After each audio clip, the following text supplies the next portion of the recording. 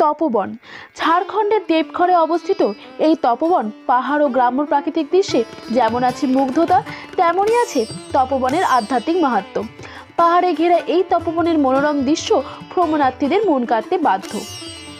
এই পাহাড় অনেক মহাত্মর তপস্থলী, তা থেকেই তপভূমি নামে পরিচিত এই পাহাড়।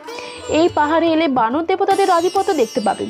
তাদের থেকে নিজের জিনিস, নিজের ব্যাগ সামনে রাখাও একটি বড় চ্যালেঞ্জ।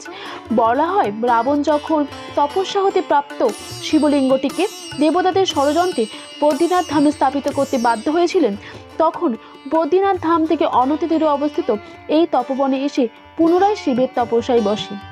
এতে দেবতারা ভয়ে ভীত হয়ে হনুমানকে পাঠায় রাবণের তপস্যা রোধ করতে। এই যে এটি হলো তপেশ্বর মহাদেবের শিবলিঙ্গ।